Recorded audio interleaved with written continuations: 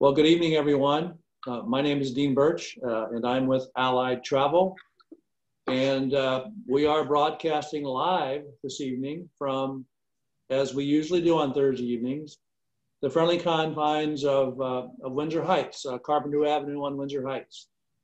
It's a beautiful evening and had a great walk with dogs this evening. The puppies are happy, so that means that life is good on Carpenter. This evening, we'll be talking about a destination, a continent that is really near and dear to my heart. My first job when I graduated from college was with Firestone Tire and Rubber. And Firestone just happened at that time to have a plant in Nairobi. And I had the good fortune of being offered a job there. And so I worked there on a temporary assignment for 1 year and got to know the tire and rubber business pretty well, and also got to know East Africa real well, and probably most importantly, got to know the people well. Got to know the different tribal communities and traveled extensively while I was there. So this evening, we're going to be talking about my return to East Africa. But I will be leading a trip departing the end of July of next year, about a year from now, going to Kenya and Tanzania.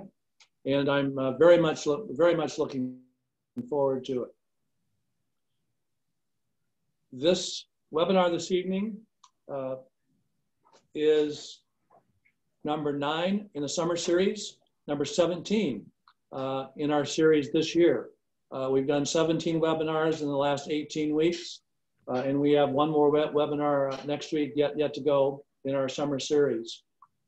We are very excited this evening to have Acacia Holidays with us. Jay Lynch will be our presenter. Jay is the Director of Marketing for North America with Acacia Holidays. Jay is an Africa specialist, and Acacia Holidays are Africa specialists.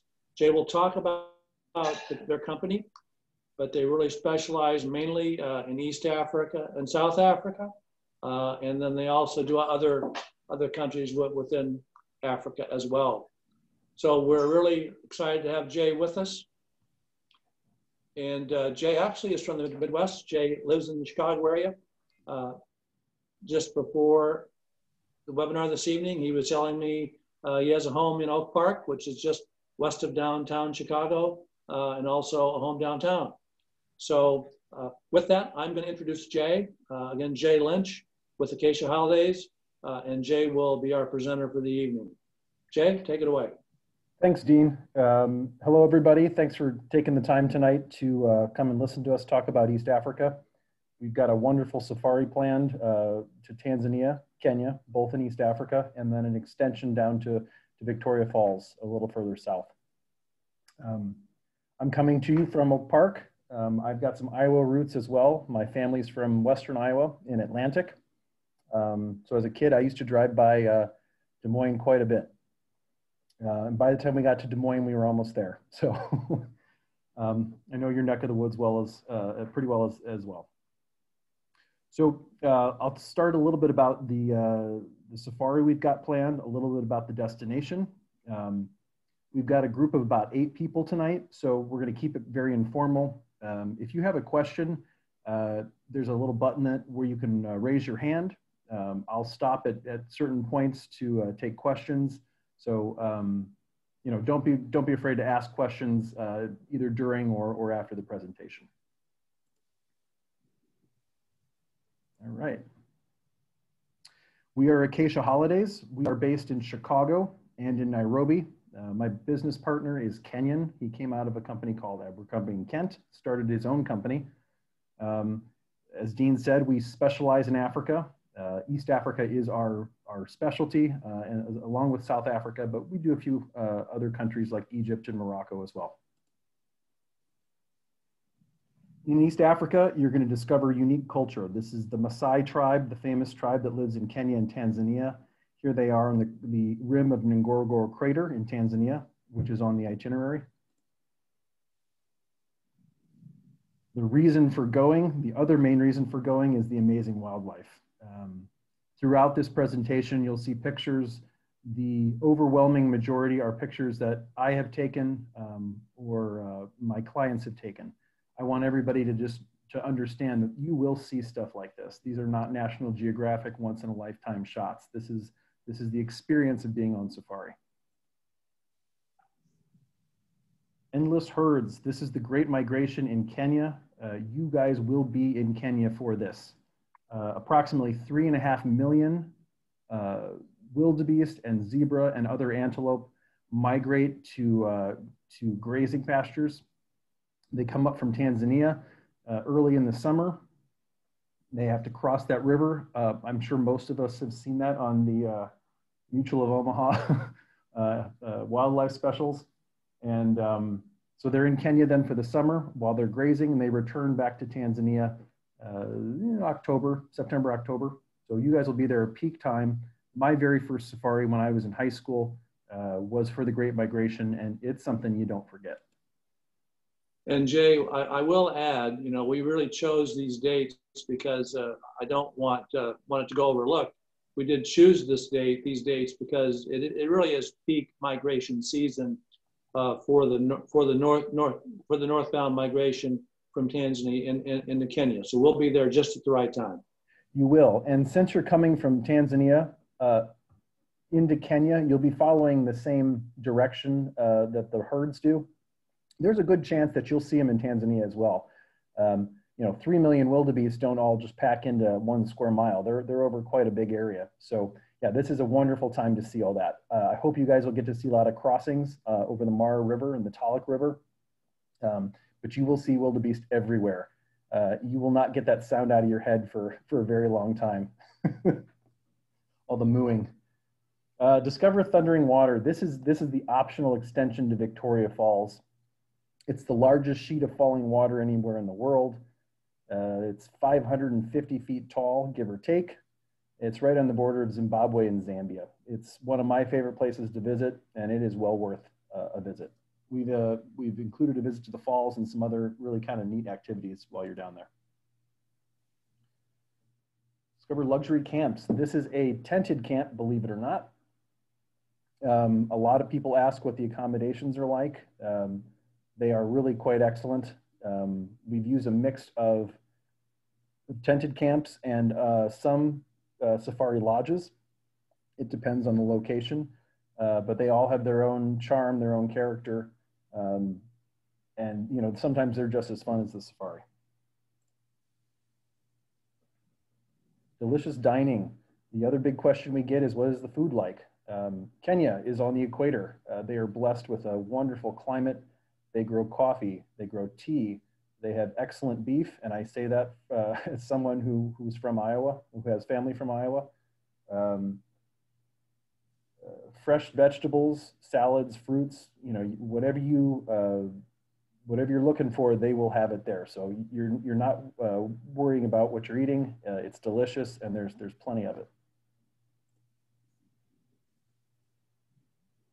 Family time. My first safari was with my family. It is an excellent thing to share with your husband or wife or your family. We do safaris in cars full of 6 people. So if you do have a group that you want to bring with you, you know, a smaller group, we can put you in one car by yourself. This is a wonderful picture from Sulu in Tanzania. It's a little bit further south. But I like this because you see lions on the beach there. A little bit about us. Dean also already mentioned we're right outside of Chicago. This is a picture of our first directors meeting back in 2000. And the man right in the middle there is Joshua. That's our founder. He lives in Nairobi. There's a good chance you'll meet him while you're there. And at the table are some of our sales reps.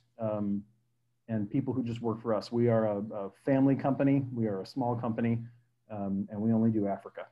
So the slide, as the slide says, you know, we're in Oak Park. Our operations headquarters is in Nairobi. That's what we know the best. We've designed a custom itinerary for you guys. And yeah, East Africa is our specialty. I like this slide. It shows Just kind of how things are laid out here. You'll be in Tanzania and Kenya. The extension goes down here to Zimbabwe and Zambia. That said, Africa is a big place, so getting there and getting around there may take a little longer than you think, but I'll go into that a little bit later. Highlights of your trip. The big highlight is the Great Migration. It's wonderful. You've seen lots of nature shows about it. It's worth a visit, just for that alone. You'll be in the Serengeti and the Masai Mara. They're the same ecosystem. There's just a border running between them. So on the Tanzania side, they call it the Serengeti. On the Kenya side, they call it the Masai Mara. The animals don't know the difference, but it's an excellent place. Density of game is unmatched anywhere else. Because there's so much grass and so much food, you just get huge herds of animals and all the things that like to eat them, like lions and leopards and cheetah. You'll visit Ngorongoro Crater. I'll go into why that's special a little bit later. That's in Tanzania. You will see a rhinoceros sanctuary, spend 2 nights there, called Olpejeta in Kenya. And there's the optional trip then again down to Victoria Falls. We've all been thinking about this a lot lately. We put in some extra procedures during COVID. We do anticipate things will be back to normal by next summer, but all the same, I want to reinforce that this is a private tour. It'll just be your group from Des Moines. We'll pick you up at the airport. You're with your group the whole time. So that's a really nice way to travel. Our vehicles are always cleaned nightly, glass and the seats, but we've done an enhanced disinfectant procedure. We do put fewer people in the vehicle than most other companies do. We only do 6. When you're at camps and lodges, you'll be dining by yourself. The lodges themselves have enhanced their cleaning procedures. And not just for COVID, but just for any kind of unplanned health emergency. We do have flying doctors, evacuation service included in the trip. So if someone has a fall out in the bush, we'll be able to airlift you to Nairobi to get care. Mentioned earlier, Africa is a big place. You see the United States kind of fits right up in the Sahara there. India, China, Japan, all of Europe. It's a big place. So, Tanzania is not quite the size of Texas, but it's not too different than that. So you'll be doing some driving from place to place, but it's, usually no more than 2 hours. You get to see the countryside, which is very interesting as well. But it's a big place. Now we're getting to the safari itself. Like I said, most of these pictures are things we've taken on safari. This happens to be a picture of me on safari. That's the back of my head. I love this picture because it shows you the landscape. You see the baobab trees back there, and it just shows you how close you get to the animals. The vehicles you'll be in, they are fully enclosed. They do have, the top opens up, so you're still shaded and you're still inside the vehicle, but it lets you get up and look at the animals and take photos. Here's your summary. The group will depart Des Moines, most likely connect in Chicago. You'll get into Arusha on day 1. Arusha is the 2nd largest city in Tanzania. It's right by Mount Kilimanjaro. Their airport is actually called Kilimanjaro International Airport. Depending on the air we set up for you, you'll get in somewhere in the afternoon or evening, and you'll go to the hotel and rest up. But the next day, you go right out on safari. Days 2 and 3 are at Ngorongoro Crater. 4 and 5, you move off to the Serengeti. You spend a wonderful 3 days in the Masai Mara. We made sure it was 3 days because it is the migration. You will have thousands of pictures by the time this is done. Day 9, we go up to Lake Nakuru. That's a great Rift Valley lake. It's famous for its bird life, but it has, a full complement of animals. You'll see lion and giraffe and zebra and all the antelope. Then 10 and 11, you're up at Olpejeta. It is a reserve in the north central part of Kenya. It's really special for its rhino population. They have over 200. If I remember correctly, it's about 230. So you will get up close with the rhino and see lots of those, which unfortunately is very hard to see in the wild, although you might have a good shot at it at the crater. On day 12, you'll return to Nairobi. Those going home will leave that evening, and those going down to Victoria Falls will overnight in Nairobi and take a morning nonstop flight to Vic Falls. You'll get in around 10:30, so you'll be at Vic Falls in time for lunch. We don't yet know what our airfare is going to be, but here's just the general layout of things. Most of the flights have gotten longer and longer. We can now fly from the U.S. Actually, there's a New York-Nairobi flight, but likely we'll go Chicago to Addis Ababa and then down to Nairobi. But lots of options, and a lot more options than ever before. When I first went, you had to go through London. That was pretty much it. Times have changed. So this gives you a layout of where East Africa is and then down to where Victoria Falls is. The flight between those two is a nonstop. It's really great. It's on a nice new plane, and it gets you there before lunchtime. Getting home, obviously just the opposite, but if you're coming home from Kenya, you'll connect through Europe or the Gulf or Ethiopia. If you're coming from Victoria Falls, we will again have to look at the air, but there's a good chance you'll have to hop down to Johannesburg and connect that way. It's not a big deal. Most clients do go through Johannesburg on the way home. So I'm just going to walk you through a day by day. Here's your arrival in Arusha. This is the airport. You're going to go in, you're going to buy your visa on arrival. This is the Lake Deludi Serena Hotel. It's on its own little crater lake. Beautiful garden with birds and monkeys and all sorts of great things like that. Excellent food. This is one of their rooms. You can see, if you look out the window, you can see the lake down there. I like this picture. It shows you just kind of the layout of a lot of the rooms you're going to be seeing. The really important thing in this picture, you see those curtains, those are your mosquito netting. So every camper or lodge you go to will have mosquito netting. So you don't have to worry about that. The rooms are turned down every night and checked for mosquitoes. So you can really get some good night's sleep. Day 2, bright and early, you head west to Lake Manyara and Ngorongoro Crater. There'll be a few stops here. These are the Maasai. You'll be passing a lot of dry landscapes like this before you get up to the mountains where it's a little bit more lush. You'll have a picnic lunch this day on your way to the crater. And this is the lodge you're staying in when you get there. It's like one of those old national park lodges here in the United States. It's beautiful, rustic, big common rooms. And then if you look off to the left, those are the guest rooms. Every room has a view of the crater.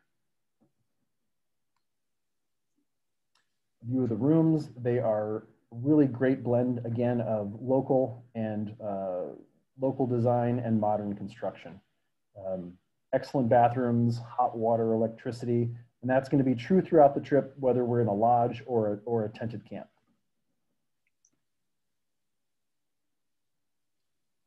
That evening, you're going to have dinner in front of these big picture windows looking down into Ngorongoro Crater.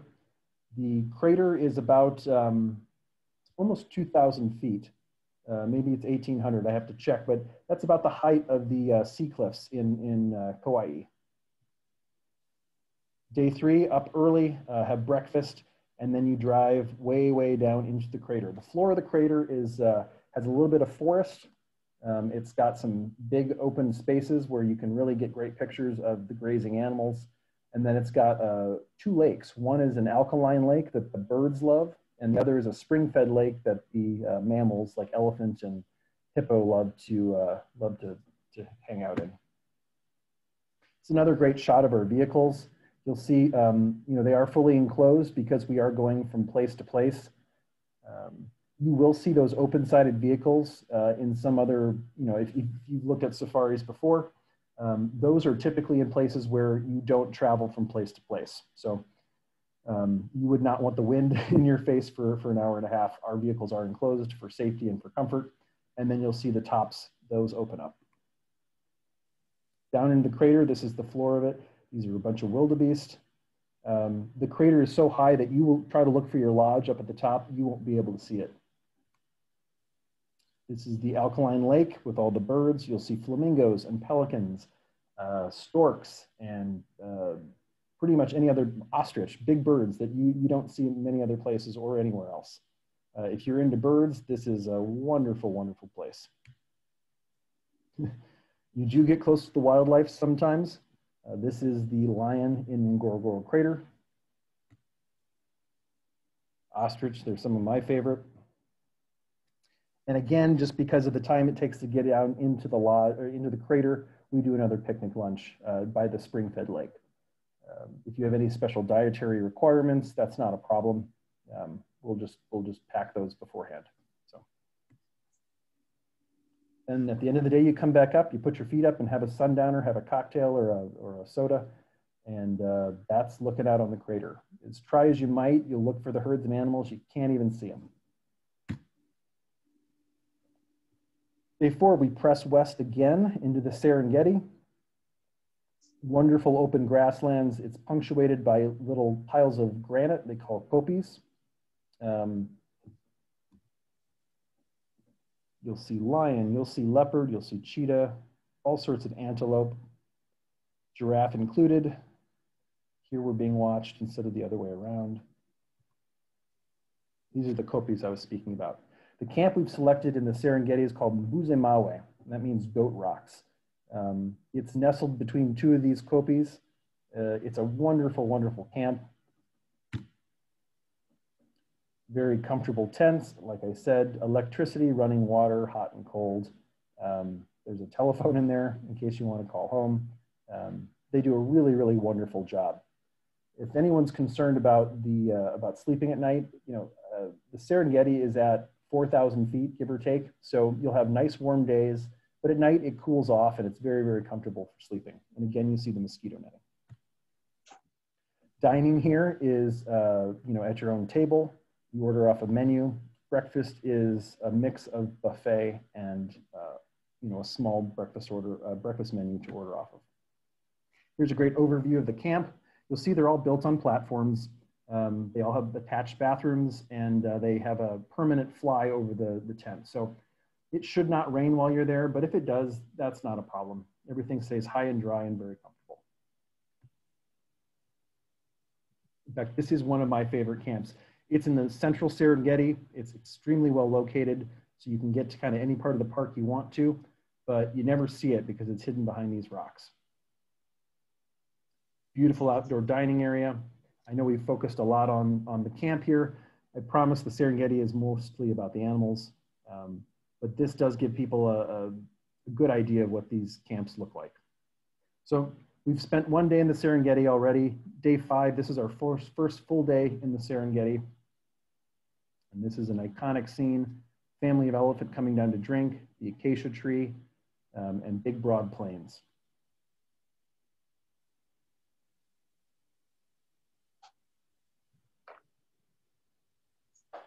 And if you like birds, these are called guinea fowl. You will see them absolutely everywhere, running around, sometimes with no purpose whatsoever. They're a lot of fun. The Serengeti is mostly grassland, but you have springs and some rivers. And those are great places to see things like hippos or elephant coming down to drink or zebra coming down to drink. We do offer an optional balloon safari. We'll either offer this in the Serengeti or the Masai Mara. If you get up early, they fill the balloon right by the river. They'll do 1 or probably 2 balloons for your group. It's a really great way to see just the scope of the place. And you get some pretty interesting vantage points on the wildlife. Now, during the migration, you'll see this times 1,000 at least. It'll be quite a sight. The balloon safari usually lasts between 1 and 2 hours. It depends on how fast the wind's blowing. Winds there are pretty reliable, so they have a good idea of where you're gonna land. And when you do, they've got a bush breakfast set up for you. Usually it's eggs made to order and a full complement of breakfast food. It's a really great way to start the day. Oh, and if you like coffee, all the coffee is locally grown. It's excellent. So we've had 2 nights in the Serengeti. Now we head north into Kenya. So you'll be crossing from Kenya or Tanzania to Kenya, and this is the Masai Mara. Again, big open plains, tons of wildlife. I always have a wonderful time when I'm here. You'll see things like cheetah, more lion than you know what to do with, hippo, some of my favorites, crocodiles. These come into play during the wildebeest crossing of the river. You'll see hyena, and you'll see lots of monkeys. So really the full complement of animals live in the Masai Mara. There's not much you don't see here.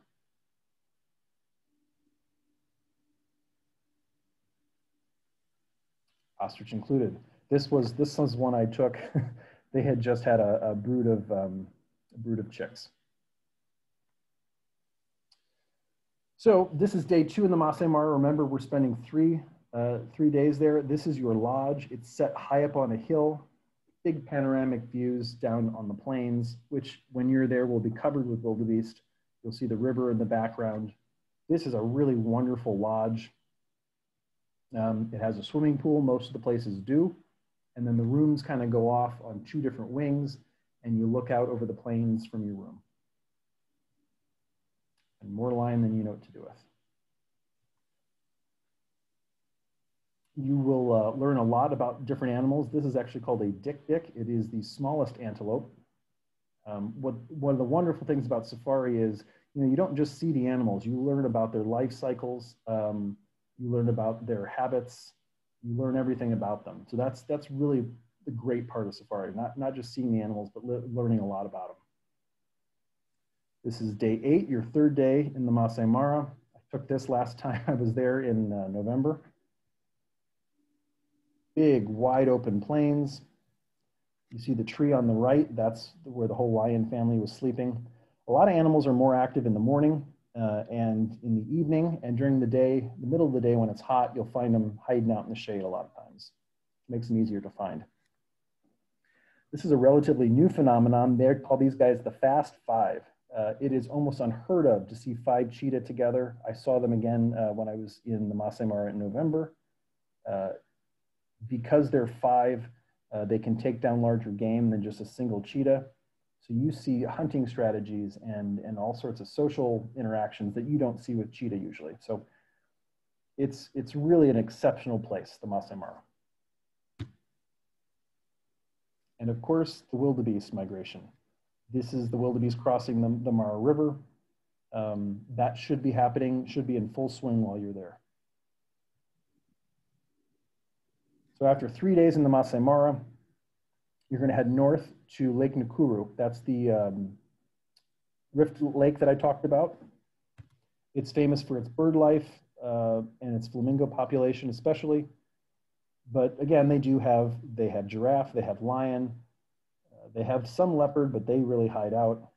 So you do see a lot on this stop as well. Day 10, you go up to Olpejeta, which is known for its rhinoceros. Again, it's a tented camp, but you're really not roughing it. It's known for its giraffe as well. It's got some wooded areas and some very wide open areas. This was a great one I took a few years ago. It was mating season and the zebra were fighting for mating rights. That purple background behind there, that's Mount Kenya. Olpejeta is in the shadow of Mount Kenya, which is Africa's 2nd tallest mountain after Kilimanjaro. The landscape is really breathtaking. So this is your lodge. Your rooms are tents, but they usually have, and in this case, they do have an old farming house that they've converted into a lodge. This is where you take your meals. There are lounges and fireplaces, and there's a big watering hole right next to it. So you'll see all sorts of animals come up to drink, rhino included. They also have some of the less glamorous animals there. Olpejeta does have a chimpanzee sanctuary. It's the only one of its kind in Kenya. You'll learn about these rescued chimpanzees. It was part of the Jane Goodall and Diane Fossey efforts. It's a really great educational stop. Lots of elephant there. And the stars of the show, the rhinoceros. Like I said, 200 of them, sometimes more. This was a mother and her calf, adolescent calf, I'd say. So you do see some rhino family behavior, which is really, really great to see. Normally you'll just see a solitary one out in the wild. So rhino pictures here are going to be fantastic. So after 2 nights up at Old Pajeta, you're going to head back to Nairobi. This is the Norfolk Hotel. This is the courtyard of the Norfolk. It is an oasis in a very busy city, Nairobi. It's been there since 1904. It is one of my favorite places. I usually do stay here when I'm in Nairobi. There is a great shot of Nairobi. It's probably already outdated. It's growing very, very fast. And I think I'm probably missing 2 or 3 skyscrapers from this picture. But back to the Norfolk, even though it's a busy city, it's this oasis in the middle of it. Colonial style, wonderful rooms, great food, and a really, really great swimming pool. Dean and I talked about it. When you get in from Safari, it's great to jump into that swimming pool. All right, let me go back once. So day 12, Nairobi. If you're returning to the US from here, you're gonna go to the airport tonight and fly out. A lot of the international flights leave around 11:30, so that's not a problem. For those continuing on, you're gonna stay overnight at the Norfolk. You're gonna get up for a very early flight. I think it's a 7 o'clock flight. You've probably been on earlier ones, but the great thing about that is it's nonstop and you get into Victoria Falls by lunchtime, before lunchtime. This is Alala Lodge. This is one of my favorites in Victoria Falls. It is right next to the national park. You can see the spray of the falls from your room. They just renovated it in November. Brand new pool and dining areas. It's really beautiful. And there is Victoria Falls. The neat thing about it, even though it's so wide and so tall, it falls into a really narrow slot canyon there, which means you can get very close to it on the other side. So the water is pouring over the Zambia side and the mist is drifting in this picture over to the Zimbabwe side. So you'll be looking at it from the Zimbabwe side back onto the Zambia side so you can see the full breadth of it. You'll get into Victoria Falls, you'll have lunch, you'll go see the falls, and then we've got a river cruise planned for you that evening on the Zambezi River. The next day, we've got something very special planned. It is a walking and driving combination tour. So if you've ever wanted to do a walking safari, this is fantastic. It's in Zambezi National Park, which is right adjacent to the town. I'm actually in the picture on the far right. The guy with the rifle is your guide, one of your guides. He's a Zim Pro guide, is what they call him. And that is one of the highest levels of training for safari guides anywhere in the world. He is excellent at tracking and getting close to the animals. He knows everything about everything. You're going to learn a ton on this walk. I like this picture too because it just shows you what most people wear on safari. You're going to want closed-toed shoes, but tennis shoes are fine. Shorts are great, and I am a big fan of the shirts where you can roll the sleeves up. You can cool off in the middle of the day, but once you've had enough sun at the end of the day, you can roll them back down. You'll get very close to the animals on foot. Zebra. This was a huge herd of buffalo. They are very, very big. They look like cattle, but they're bigger. They'd come down, this huge herd of 300 or so of them came down to the river to drink. And we got to watch it all from behind these bushes. I took this picture right as they smelled us, so the jig was up. And they left right after that. Again, you'll see families of elephants coming down to drink out of the water. It's a really wonderful way to see it, see the animals and see the landscape on foot. If the river cooperates, which it usually does, you can go in some of the shallower pools and cool off. The middle of the day, we'll have a barbecue along the river, traditional Afrikaans barbecue. and then go back out in the afternoon. So it's a really, really nice way to see the landscape. You'll see sand dunes and rock pools and rivers and lots of great animals. Day 15, you return home, most likely through Johannesburg. But whatever we choose, it's kind of a midday flight. So it's a nice, easy morning. And then you head home.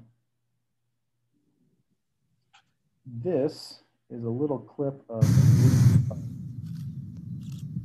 I love this because it shows you just how peaceful it is without the engine and the car running.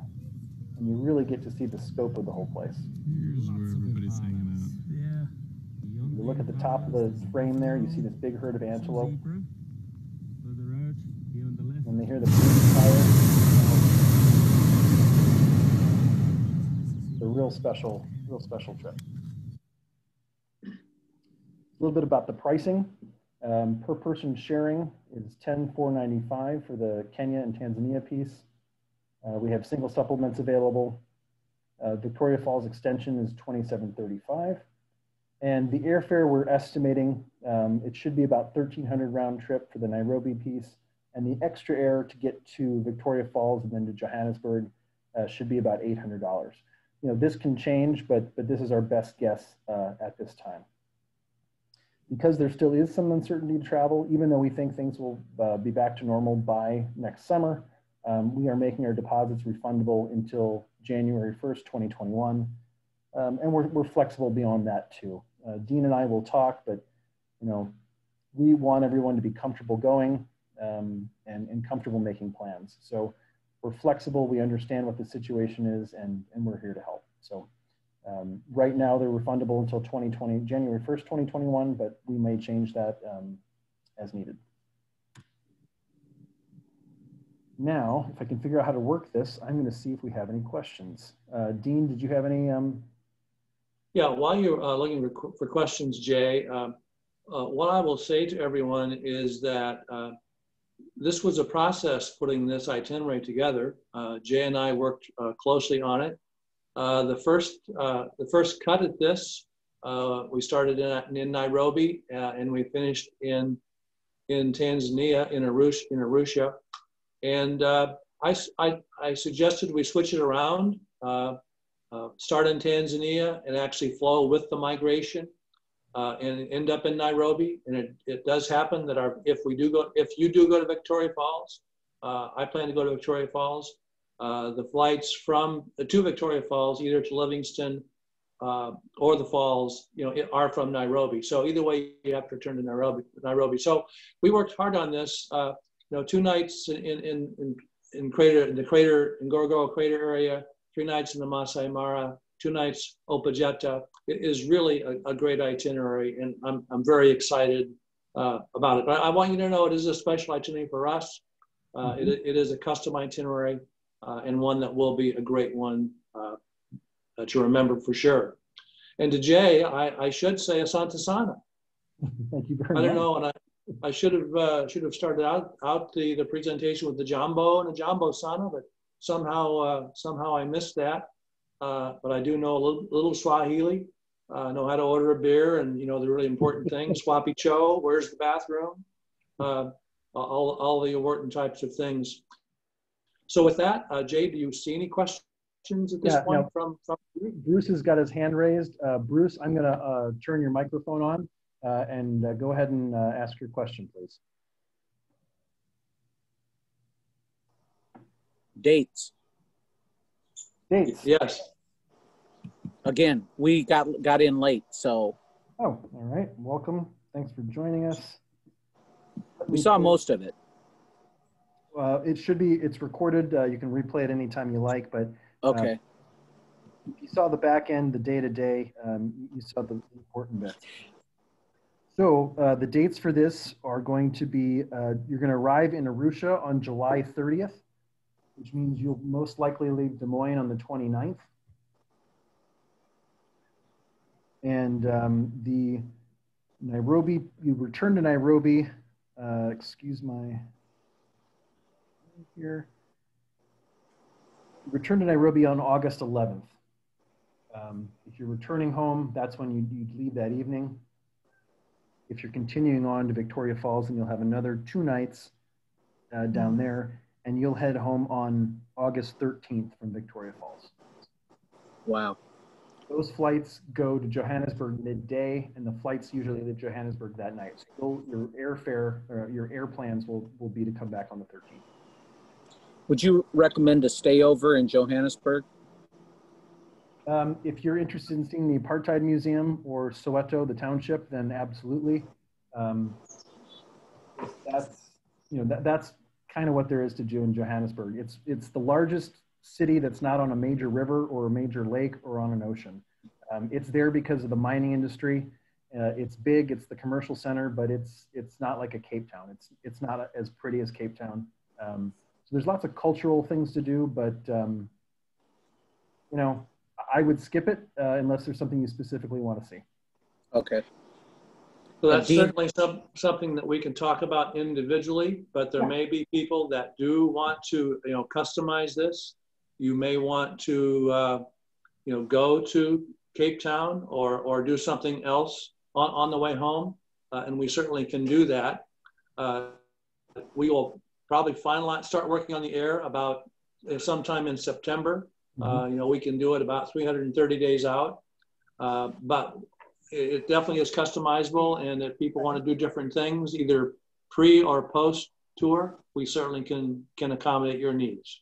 Yes, there's a nonstop from Victoria Falls to Cape Town now, which is wonderful. But as Dean said, we can customize it however you need. We've got another question from Kathy. Bruce, did you have any other questions about the trip? No, my wife just asked if Dean had been on a safari. Yes, many. Okay, thanks. And I will say, as someone who's been on a lot of safaris, even though you've been on a bunch of them before, you see something new each time you go. I never get tired of doing it. That's good to know. Thank you. All right, I'm going to go to Kathy now.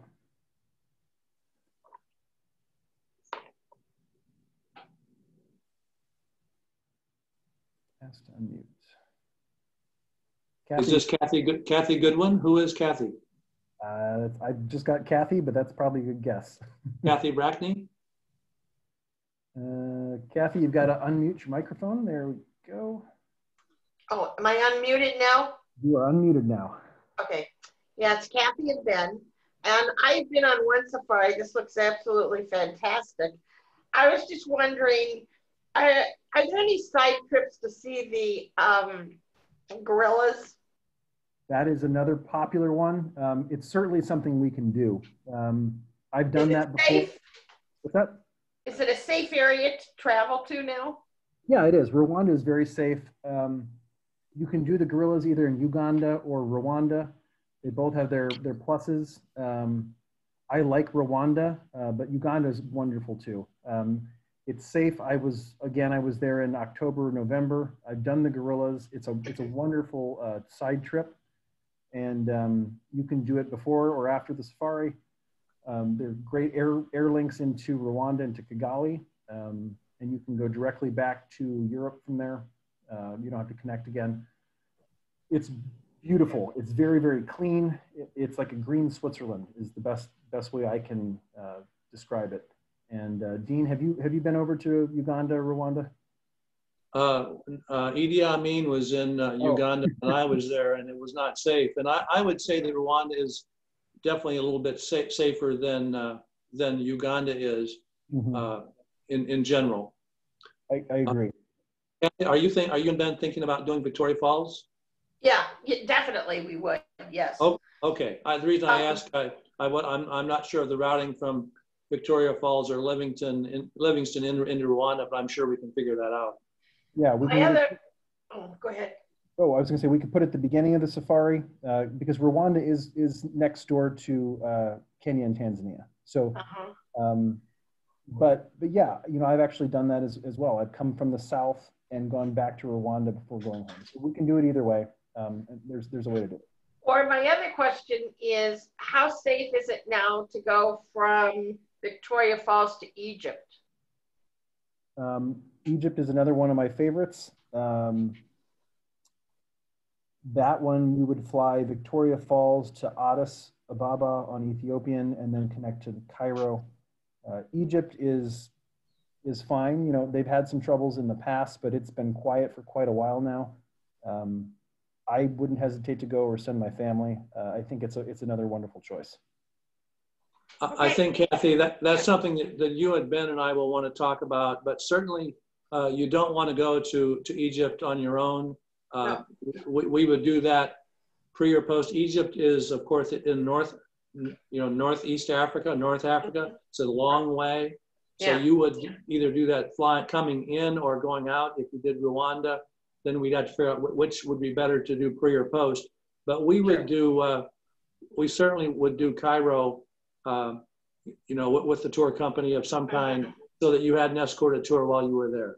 Yeah. We would not want you, just the two of you there, especially Ben roaming around. Yeah, especially easy, buddy. Okay, thanks for my questions. You're welcome. I've got a lot of friends in Cairo, and I stop by to see them usually for a day or two on the way home. And yeah, well, I'll talk to Dean about it, but we do private escorted tours and all sorts of things.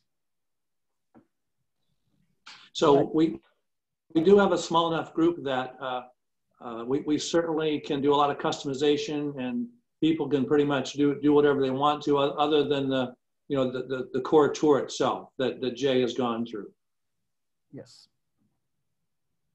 There's most of what we do is custom, so that really is not a problem.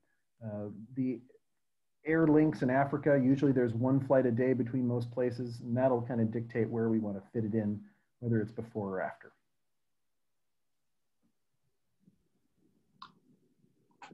Other questions, Jay, that you can see? I don't see, let me just check it again. Oh, Kathy's got her hand raised again. Hold on. Sorry, Kathy, I muted you. When I went on my safari, we had to take a lot of shots. Do you still have to take shots? No, that's a great question. I should have brought that up. Yellow fever, the vaccination for yellow fever is the only vaccination required to cross borders. They'll ask you about that when you go from Kenya down into Victoria Falls. That's the only thing that they'll ask for. The rest is to protect your own health. And really that means taking malaria pills, which, no shots, but just a pill. Your doctor may or may not recommend you get a hepatitis or typhoid shot. The CDC recommends it if you're going, if you're in the Peace Corps and you're gonna be living there for a few months, then yeah, for sure. But you'll be at high-end hotels and lodges, you'll be drinking bottled water. But that's up to you guys. It's not required. The CDC does recommend it for some travelers, but they recommend it for Brazil and Mexico as well. So it's up to you. Yellow fever vaccination, you'll need that unless you're over 60, I think it's 3 now, in which case you can get a waiver letter from your doctor. And malaria pills are always a great idea, but whatever you do, go see your doctor because they'll know your specific medical history. Okay. All right. I've got another question from Bruce. Yeah, just what would be the minimum age for children? The camps we've selected, I think some of them have a minimum age of 12. If they're well traveled, we don't have any limitation. That first safari I went on, I went with my brothers. I was probably 13 and my brothers were 10 and 7. So you can have younger children on the trip. Some of the camps I think have a minimum of 12, but I'll have to check that. Do you know how old are the ones you're thinking of? No, I had no specific age. I was just wondering. Yeah. Usually the reason for not allowing children in some of the camps is, if they're younger and you're out on a safari game drive and they're crying, it can put people in some danger. So, if they're old enough and they're well traveled, it's usually not a problem. Great, thanks. Yeah. All right, I don't see any other questions yet. Dean, did you have anything else you wanted to add before we wrap this up? Sure. Well, I'll just add, I'm not really sure who is on the Zoom call this evening, but I did want to remind everyone of the virtual passport. The password tonight, first of all, you can go to our website and download that virtual passport. At the end of the series, you will submit that to us, and then there'll be a drawing for a Allied Travel gift certificate. But the password for tonight is Safari. So just make a note of that. Also, I'll let you know that next Thursday night at 7 p.m., we will be talking about Ireland and Scotland, but CIE Tours will be our presenter next Thursday night, and we'll be talking about that subject. So we hope you'll be able to join us next Thursday. With that, when Ingrid and Jody and I put this together, we really had no concept that we would be in competition with the Democratic National Convention. So we do truly very much appreciate you taking your time this evening.